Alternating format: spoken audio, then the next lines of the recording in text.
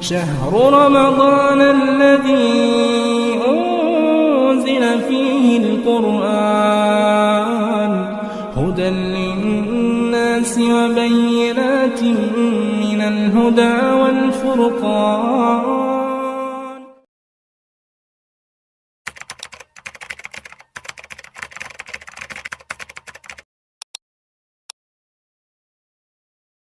محترم حاضرین، اس سے قبل آپ کے سامنے سورہ ہود کی مختصر تفسیر بیان کی گئی، اور کل کے درس میں قوم شعیب کا جو ذکر ہوا اور قوم شعیب کا جرم کیا تھا، ان کا گناہ کیا تھا، اور اللہ رب العالمین نے ان پر کیا سزا نازل کی، مختلف عذابات اللہ رب العالمین نے شعیب علیہ السلام کی قوم پر نازل کیا. اس کے بعد جو سورہ ہے سورہ یوسف.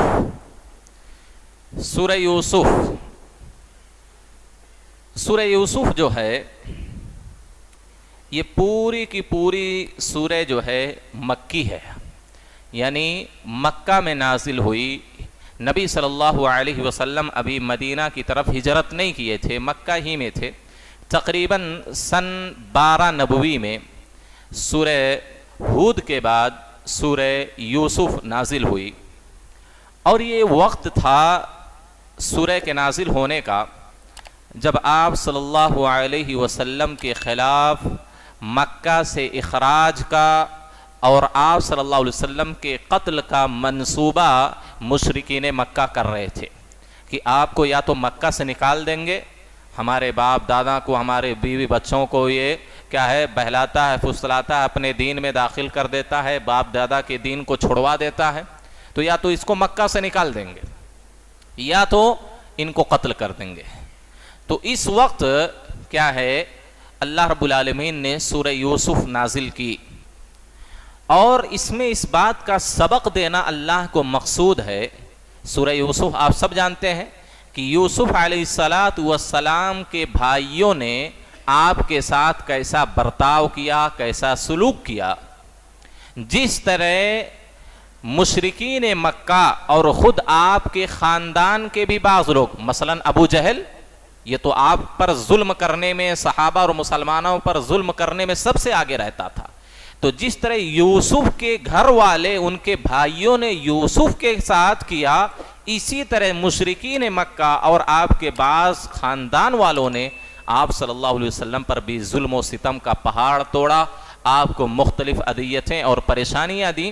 تو گویا کہ اس میں ایک تعلق ہے کہ جس طرح یوسف کے بھائیوں نے آپ کے ساتھ کیا، لیکن آخر انجام کیا ہوا کہ یوسف علیہ السلام کو اللہ نے بادشاہ بنا دیا، اور یہی بھائی جو آپ کو ستاتے تھے، آپ پر ظلم کرتے تھے، آپ کو قتل کرنا چاہتے تھے، آپ کو کنویں میں پھینک دیے تھے، آپ کے سامنے جھک گئے اور جھک کر معافی مانگ رہے ہیں.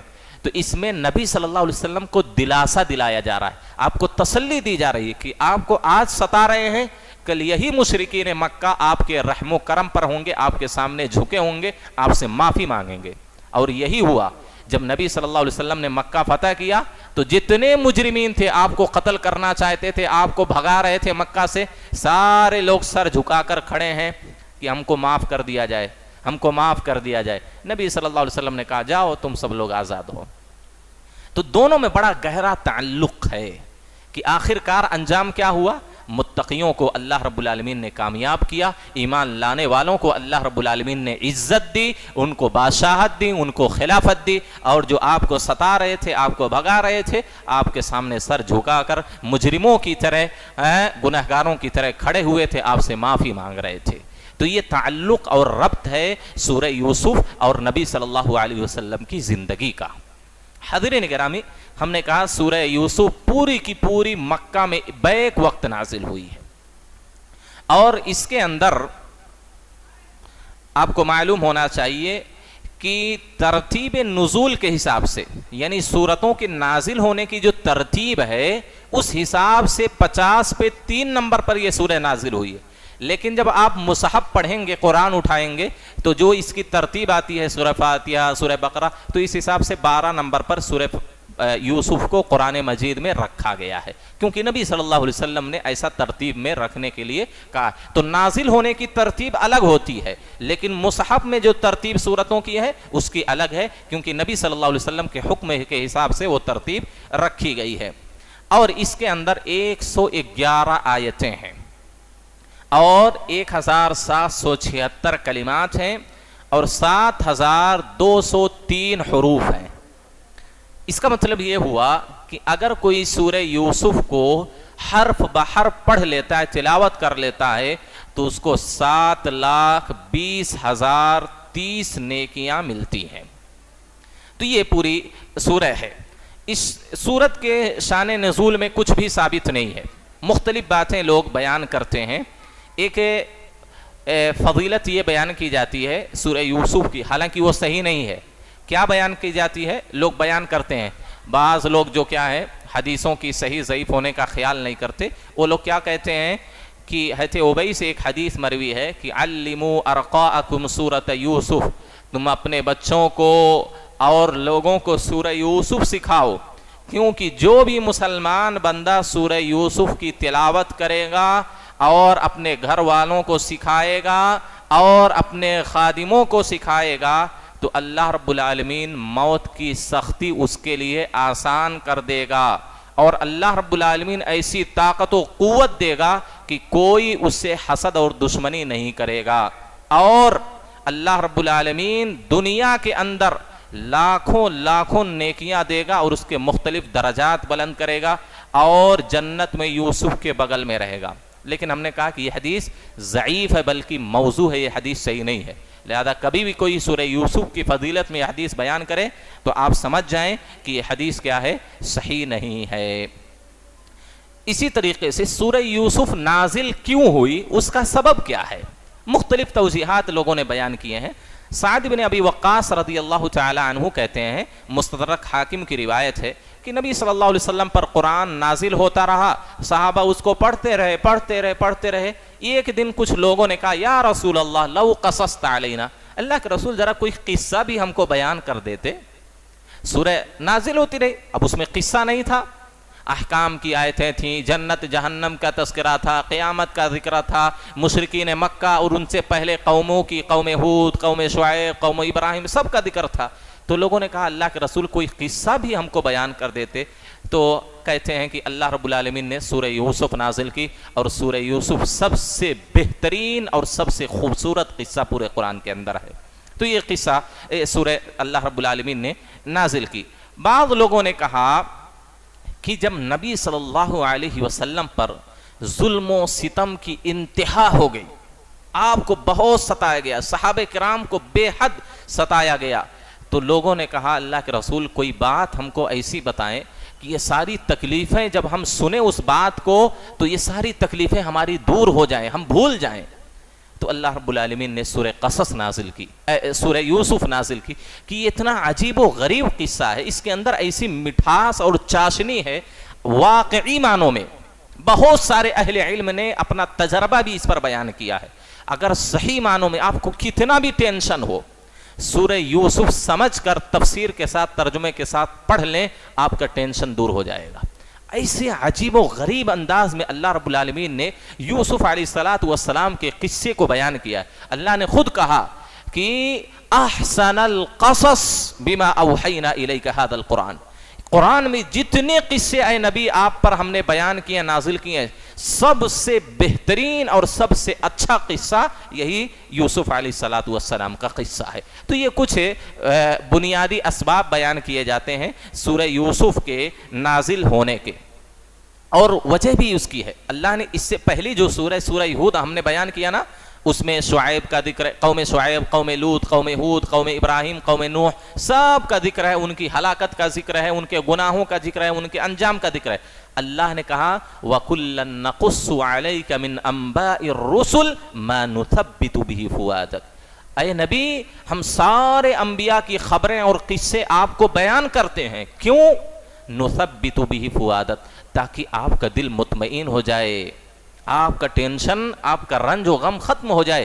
آپ خود دیکھیں کہ یہ ساری قوموں والوں نے اپنے نبی کو ستایا ہے. آپ اکیلے نہیں ہیں کہ آپ پر آپ کی قوم والے ظلم کر رہے ہیں، آپ کو گالی دے رہے ہیں، آپ کا مذاق اڑا رہے ہیں، آپ پر ایمان لانے والوں کو ستاتے ہیں. یہ ساری قوموں کا شیوا اور ان کا وتیرہ ان کی عادت رہی ہے. لیکن سارے قصے ہم نے آپ کو بیان کیے کہ آخر کار ان پر عذاب آیا اور سارے کے سارے لوگ ہلاک و برباد ہو گئے، جل گئے، راکھ ہو گئے، دھنس گئے، ڈوب گئے.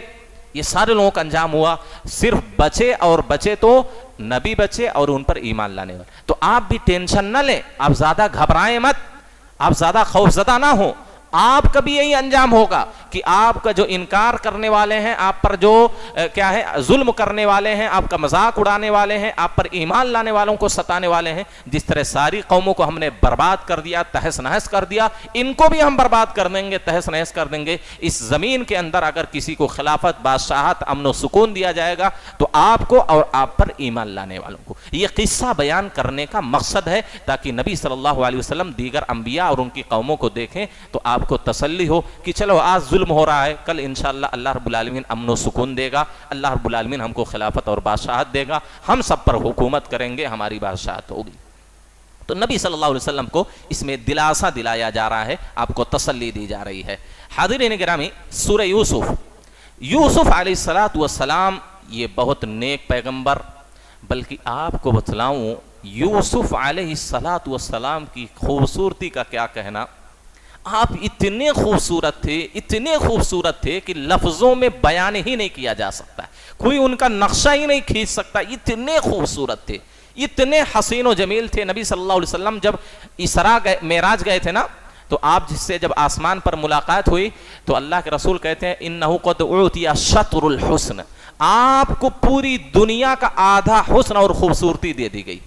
یعنی آدم سے لے کر قیامت تک جتنے لوگ پیدا ہوں گے سارے لوگوں کو خوبصورتی جمع کر دی جائے تو آدھا گویا کی حسن اور خوبصورتی یوسف علیہ السلام کو دیا گیا تھا. اتنے خوبصورت تھے. آپ کی خوبصورتی کا اندازہ اس سے لگا سکتے ہیں کہ جب زلیخا نے دیگر عورتوں کو بلایا، کہا تم لوگ یہ سمجھتے ہو کہ میں ایسے ہی یوسف پہ فریفتہ ہو گئی ہوں، اس کو اپنے جال میں پھنسا رہی ہوں، اس کو برائی کی دعوت دے رہی ہوں، تم لوگ خود آ کے اندازہ کر لو. مجھے تانا دیتے ہو تم لوگ کہ میں اس کے پیچھے بھاگتی ہوں. ایک خادم اور غلام ہے، ان کا خادم تھا یوسف، ابھی نبی نہیں بنائے گئے تھے، خادم تھے، ان کے نوکر کی حیثیت تھی.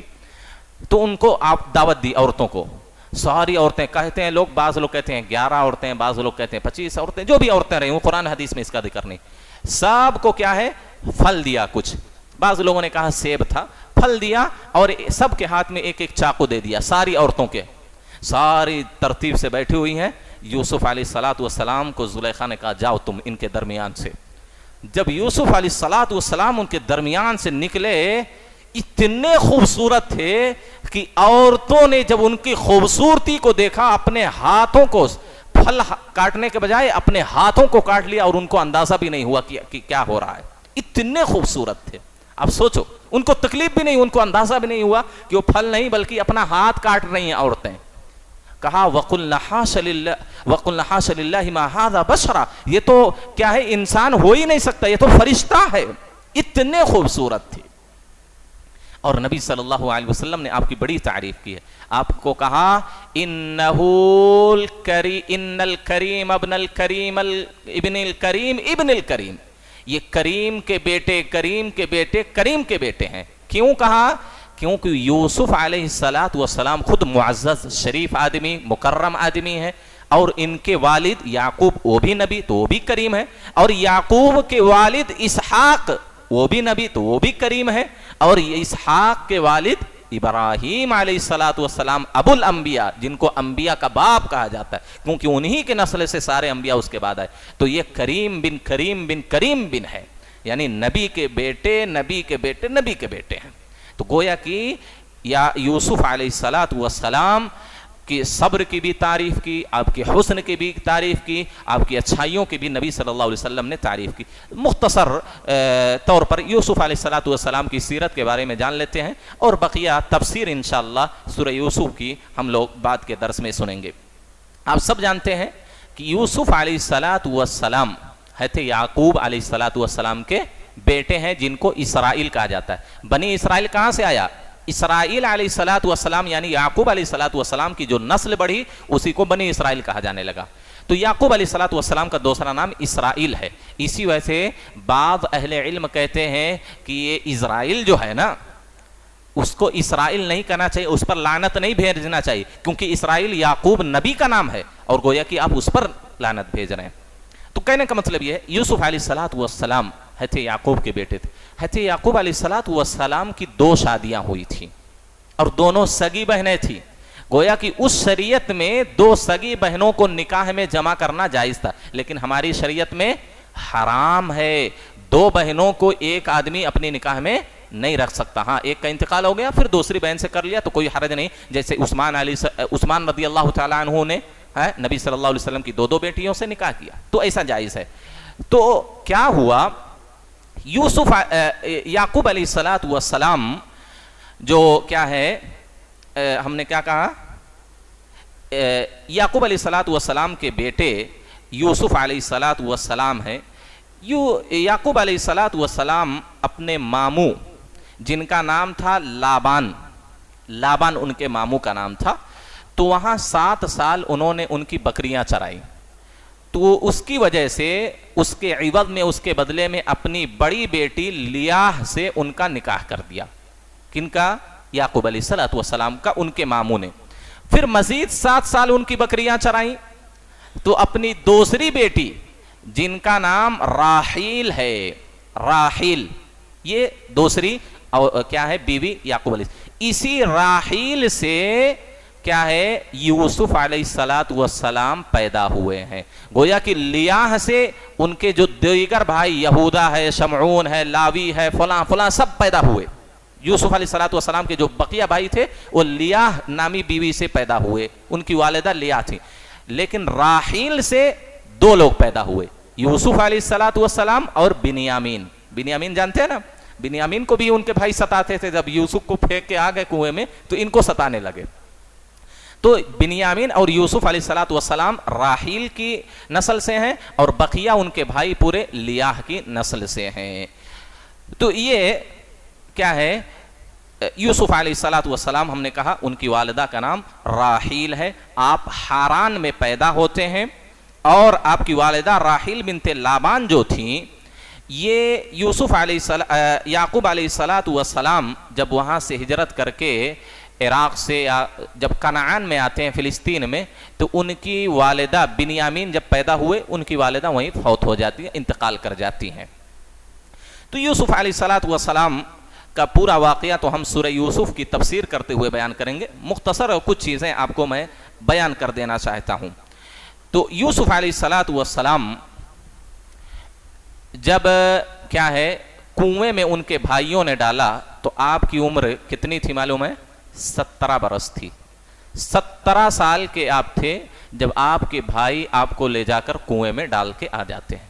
اور اس کے بعد کیا ہے, لوگ ایک قافلہ گزرتا ہے, وہ قافلہ کنویں سے نکال کر جا کر کے کیا ہے مصر کے بازار میں بیچ دیتا ہے, جس کا نام فوتیفار یا فوتی فرح تھا, جو کیا ہے مصر کا سب سے بڑا گورنر تھا.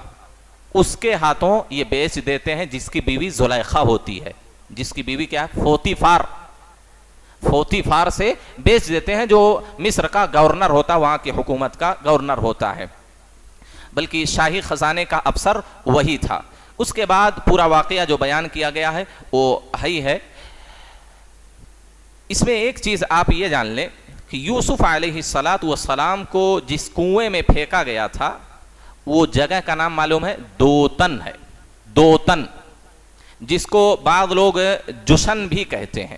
تو سکیم یعنی بیت المقدس سے کچھ دوری پر 50-60 کلومیٹر دوری پر وہ کنواں ہے جس کو دوتن کے نام سے جانا جاتا ہے. اس کنویں میں آپ کو پھینک دیا گیا تھا. اس کے بعد یوسف علیہ الصلوۃ والسلام کا پورا واقعہ کہ عزیز مصر کے ہاتھوں فروخت ہوئے, وہاں دھیرے دھیرے زلیخا سے سابقہ پڑا, آپ جیل میں گئے, جیل سے نکلے, پھر آپ بادشاہ بن گئے. لیکن ایک اہم چیز یوسف علیہ الصلوۃ والسلام کے بارے میں آپ کو بتلانا چاہتا ہوں, وہ کیا ہے, یوسف علیہ الصلوۃ والسلام کی جو تدفین ہوتی ہے 110 سال کی عمر میں آپ وفات پاتے ہیں, اور جب آپ کا انتقال ہو جاتا ہے تو بحیرہ منزلہ کے پاس جشن کے علاقے میں آپ کی پہلی قبر ہوتی ہے جب آپ وفات پاتے ہیں. لیکن آپ وصیت کرتے ہیں کہ دیکھیے جب تم لوگ مصر سے نکلو گے، ہو سکتا ہے اللہ نے ان کو خبر دی ہو، وحی کی ہو کہ مصر سے تم کو نکالا جائے گا پھر سے، کیونکہ جب قبطیوں کی کاہنوں کی حکومت آئی تو اسی میں فرعون آیا، پھر موسیٰ علیہ السلام کا زمانہ ہے. تو موسیٰ علیہ السلام بنی اسرائیل کو لے کر نکلے تھے کہ نہیں نکلے تھے؟ فلسطین کی طرف مصر سے نکل گئے تھے، راتوں رات نکلے تھے. تو یوسف علیہ السلام نے وصیت کی تھی اپنی قوم کو کہ جب یہاں سے تم لوگ جانا تو میرے جسم کو بھی یہاں سے لے کر فلسطین میں لے جانا، وہیں دفن کرنا، یہاں چھوڑنا نہیں. تو کیسے معلوم ہوا کہ یوسف علیہ السلام کی قبر وہاں؟ کسی کو معلوم نہیں تھا. ایک حدیث میں بڑا اچھا واقعہ ہے. ابو موسیٰ الاشعری رضی اللہ تعالیٰ عنہ فرماتے ہیں کہ نبی صلی اللہ علیہ وسلم ایک عربی دیہاتی کے پاس گئے تو اس نے آپ کی بڑی خدمت کی. تو نبی صلی اللہ علیہ وسلم نے اس دیہاتی سے کہا کہ کبھی تم ہمارے پاس آنا، یعنی ہم بھی تم کو صلہ دیں گے، تمہاری خدمت کریں گے، تم کو کچھ نوازیں گے. تو ایک دن وہ رسول اللہ صلی اللہ علیہ وسلم کے پاس وہ دیہاتی آتا ہے. آپ صلی اللہ علیہ وسلم نے کہا کہ تم کو اگر کوئی ضرورت ہو، کوئی چیز مانگنا ہو تو مانگ لو. تو انہوں نے کہا ایک اونٹنی مجھے کجاوے کے ساتھ چاہیے اور دودھ والی بکریاں چاہیے جو میرے گھر والے خاندان والے اس کو دوتے رہیں، پیتے رہیں، کھانے پینے کا بندوبست ہو جائے. تو نبی صلی اللہ علیہ وسلم نے کہا کہ کیا تم اس بات سے بھی عاجز ہو کہ بنی اسرائیل کی بڑھیا جیسے ہو جاؤ؟ صحابہ کرام نے کہا کہ اسرائیل کی بڑھیا کیا ہے؟ لوگوں نے کہا اللہ کے رسول یہ اسرائیل کی بڑھیا کا واقعہ کیا ہے بنی اسرائیل کا؟ تو آپ صلی اللہ علیہ وسلم نے فرمایا کہ موسیٰ علیہ السلام جب بنی اسرائیل کو لے کر مصر سے فلسطین کی طرف جب نکلے تو یوسف علیہ السلام ان کے علماء کہنے لگے کہ یوسف علیہ السلام کی یہ وصیت تھی کہ ان کے جسم کو نکال کر فلسطین میں لے جا کر دفن کرنا. تو کیا ہے، موسیٰ علیہ السلام بنی اسرائیل کے ساتھ نکلتے ہیں، راستہ بھول جاتے ہیں. اب راستہ ان کو معلوم نہیں کہ کیسے جایا جائے. تو لوگوں سے پوچھا، جو بوڑھے لوگ تھے، عمر دراز لوگ، پہلے کے لوگ تھے، کئی سال ان کی عمریں ہوتی تھی نا، کئی سو دو چار سو سال جیتے. تو ان میں کوئی پرانا رہا ہوگا، ان کے علماء تھے. تو ان سے پوچھا گیا تو ان کے علماء کہنے لگے کہ یوسف علیہ السلام کی جب موت کا وقت آیا تھا تو انہوں نے اپنی قوم سے وعدہ لیا تھا کہ ہم میرے وجود کو یہاں باقی نہ رکھنا بلکہ اپنے ساتھ لے جانا. تو حضرت موسیٰ نے پوچھا کہ کیا ان کی قبر کو کسی کا علم ہے؟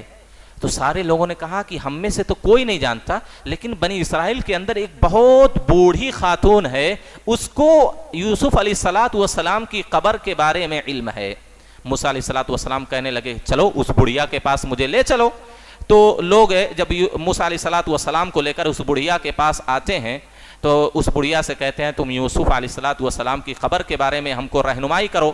تو کہنے لگی میں ایسے نہیں بتاؤں گی، میرے بھی کچھ مطالبات ہیں، میری کچھ شرطیں ہیں. تو موسیٰ علیہ السلام نے کہا کیا بھائی تمہارا مطالبہ ہے، تمہاری کیا شرط ہے؟ تو انہوں نے کہا کہ میں آپ کے ساتھ جنت میں رہوں گی. بڑی لمبی شرط لگا دی، بڑی بھاری شرط. موسیٰ علیہ السلام سے اس بڑھیا نے کیا کہا؟ آپ کے ساتھ میں جنت میں رہنا چاہتی ہوں. تو موسیٰ علیہ السلام سوچ میں پڑ گئے، بہت بڑی چیز اس نے مانگ لی، بڑی شرط ہے. تو اللہ نے وحی کی، کہا ٹھیک ہے ہاں کر دو، ہاں کر دو کہ ہاں تم میرے ساتھ جنت میں رہو گی. چنانچہ جب وہ ہاں کر دیے تو بڑھیا آپ موسیٰ علیہ السلام کو لے کر بحیرہ یعنی ایک پانی کی جگہ پر لے گئی جہاں پانی جمع رہتا تھا. اس پانی کے نیچے تابوت میں، مصر والوں کو آپ جانتے ہیں نا، کئی ہزار سال وہ لاش کو محفوظ رکھتے تھے. اس ممیاں جس کو بولتے ہیں، اس میں کچھ کیمیکل وغیرہ کیا کیا لگا کر اس ممیوں کے اندر کیا ہے وہ لاشوں کو کئی ہزار سال محفوظ رکھتے تھے. تو یوسف علیہ السلام کی بھی تابوت میں، صندوق میں رکھی گئی تھی. آپ کا جسم پورا محفوظ تھا، کیونکہ آپ کو معلوم ہے کہ انبیاء کی جسم کو مٹی نہیں کھا سکتی. ہمارے اور آپ کے جسم کو مٹی کھا لے گی، لیکن اللہ کے رسول نے کہا ان اللہ حرم ان تأکل اجساد الانبیاء، اللہ نے زمین پر اس بات کو حرام کر دیا ہے کہ وہ انبیاء کے جسم کو کھائے. تو انبیاء کا جسم جیسے رہتا وہی صحیح سالم رہتا ہے. زمین کے اندر اتنی طاقت نہیں کہ انبیاء کے جسم کو سراک سکے، گلا سکے، ان کو کھا سکے. انبیاء کا جسم محفوظ رہتا ہے. تو پانی پورا جمع تھا. بڑھیا کہنے لگی اس پانی کو سکھاؤ، یہاں سے ختم کرو. لوگوں نے سکھایا. اس کے بعد اس بڑھیا نے کہا اس جگہ کو کھودو. تو جب جگہ کھودا گیا تو آپ صلی اللہ علیہ وسلم یعنی یوسف علیہ الصلوۃ والسلام کا بدن صحیح سالم نکلا، اور یوسف علیہ الصلوۃ والسلام کے جسد کو جب اٹھا کر زمین سے باہر نکالا تو راستہ بالکل واضح اور روشن ہو گیا۔ تو موسیٰ علیہ الصلوۃ والسلام کو معلوم ہو گیا کہ ہاں بھئی اس راستے سے ہم کو جانا ہے۔ تو یوسف علیہ الصلوۃ والسلام کی کیا ہے جسد مبارک کو آپ لے کر گئے، اور سکم کی جگہ ہے جس کو نابلس کہا جاتا ہے، نابلس، اس علاقے میں یوسف علیہ الصلوۃ والسلام کو پھر سے دفن کیا گیا۔ اچھا، یہ نابلس نام سے ایک اور چیز یاد آ گئی، اسی پر بات کو ختم کرتا ہوں، بقیہ پوری ان کی زندگی کے واقعات ہم بعد میں سنیں گے۔ نابلس کو نابلس کیوں کہا جاتا معلوم ہے؟ نابلس شہر کا نام اس وجہ سے پڑا، بعض لوگوں نے معجم البلدان وغیرہ میں یاقوت الحموی نے لکھا ہے کہ اس جگہ میں ایک اتنا بڑا سانپ تھا، اتنا بڑا سانپ تھا کہ جب اس کو مارا گیا تو اس کا دانت نکال کر کے اس شہر کا جو مین گیٹ اور دروازہ تھا اس پر اس دانت کو لٹکایا گیا، تو بہت بڑا دانت تھا۔ تو اسی وجہ سے اس سانپ کو لس کہا جاتا تھا، اور ناب کے مطلب کیا ہوتا ہے؟ دانت۔ ناب کا مطلب عربی میں کیا ہوتا ہے؟ دانت، اور لس کس کا نام ہے؟ سانپ کا۔ تو ناب لس یعنی اژدہے کا دانت، سانپ کا دانت، تو اس وجہ سے اس شہر کا نام کیا ہو گیا؟ نابلس۔ تو یہی نابلس کے اندر کسی جگہ میں، کسی علاقے میں یوسف علیہ الصلوۃ والسلام کو پھر مدفون کیا گیا۔ لوگوں کو معلوم نہیں ہے کہ ان کی قبر کہاں ہے، بعض لوگ کہتے ہیں سکم میں ہے، بعض لوگ کہتے ہیں کہ جشن میں ہے، بعض لوگ فلاں جگہ سب دعویٰ کر رہے ہیں، لیکن اللہ ہی کو علم ہے کہ یوسف علیہ الصلوۃ والسلام کی حقیقی قبر کہاں ہے۔ تو یوسف علیہ الصلوۃ والسلام یہاں سے پیدا ہوتے ہیں اور یہاں آپ کی وفات ہوتی 110 سال کی عمر میں، اور جب آپ بچھڑے تھے، آپ کو جب کنویں میں ڈالا گیا، اور یعقوب علیہ الصلوۃ والسلام سے جب ملاقات دوبارہ مصر میں ہوتی ہے تو معلوم ہے کتنا فاصلہ تھا بچھڑنے کا باپ بیٹے کا؟ 40 سال تک باپ بیٹے ایک دوسرے سے دور رہے۔ یعقوب علیہ الصلوۃ والسلام کی آنکھیں ایسے ہی نہیں بہہ گئی تھیں، سفید ہو گئی تھیں، اندھے ہو گئے تھے رو رو کر۔ بعض لوگوں نے کہا کہ 80 سال ایک دوسرے سے بچھڑے رہے۔ تو یہ پوری بات انشاءاللہ سورہ یوسف کی تفسیر جب ہم بیان کریں گے اس میں مختصر طور پر آپ کو یہ ساری باتیں ذکر کریں گے۔ تو یہ مختصر یوسف علیہ الصلوۃ والسلام کی زندگی کے بارے میں آپ کو کچھ باتیں ذکر کی گئیں۔ اللہ سے دعا ہے اللہ ہم تمام لوگوں کو قرآن سننے، سمجھنے، اس پر عمل کرنے کی توفیق دے۔ اللہ ہمارے صیام کو، قیام کو اور ہر طرح کی چھوٹی بڑی عبادتوں کو اللہ قبولیت سے نوازے۔ آمین۔ وآخر دعوانا الحمد للہ رب العالمین۔